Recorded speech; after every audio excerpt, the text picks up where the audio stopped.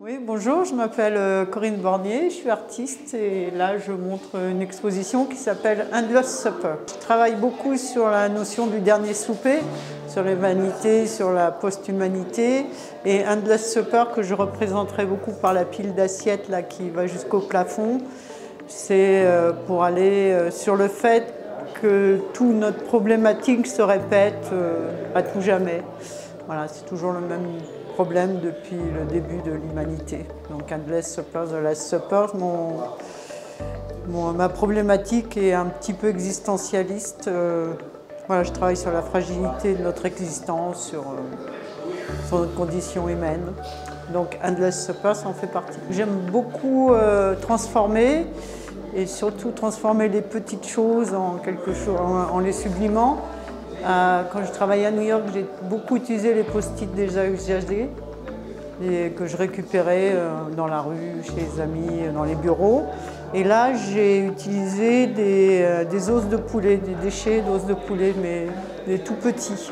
Souvent, quand les artistes travaillent avec des os, ils utilisent plutôt la forme de l'os ou l'amplitude de l'os. Moi, j'ai vraiment essayé de prendre tout ce qu'il y a de plus petit, les petites pattes, les petites vertèbres, et j'ai voulu transformer, sublimer ça en bouquets, en chaussures d'apparat, ou même les transformer, recréer des animaux avec. La poussière de marbre, c'est dans les matériaux comme ici, là, dans la gesmonite, qui est une résine calcaire, donc la même chose que l'os, avec un peu de poussière de marbre dedans. J'aime bien travailler avec les petites choses, une espèce pour être humble. Voilà, j'aime pas trop les matériaux genre bronze, or, quoique je commence à m'y intéresser un petit peu, mais j'aime bien transformer. Je pense qu'on n'est pas plus important qu'un post-it ou un bout de poulet, on a la même finalité en fait, c'est un peu triste, mais j'aime bien le transformer en quelque chose d'optimiste. Bien sûr que non, je ne mange plus de poulet, on est un peu ras-le-bol. Non, honteusement, je commande les carcasses maintenant sur Internet, vivons dans notre époque. Voilà. Avant, je faisais beaucoup de dîners à base de poulet, mais maintenant, il m'en faut une telle quantité que... Voilà.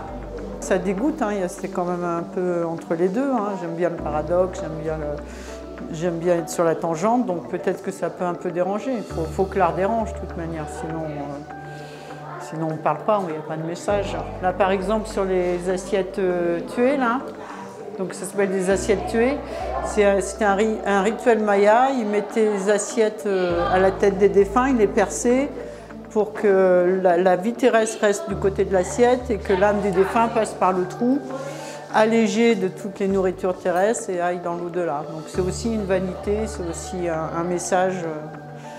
Voilà. Et donc moi j'utilise, là c'est le motif Dior, j'utilise beaucoup les motifs de toile de Jouy qui symbolisent un peu l'abondance, la richesse et tout ça.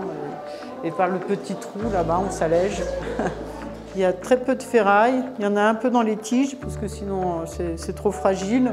Et sinon oui de la colle, la super glue. Ah bah il est superbe cet expat, hein. Juste la bonne taille, ni trop grand ni trop petit.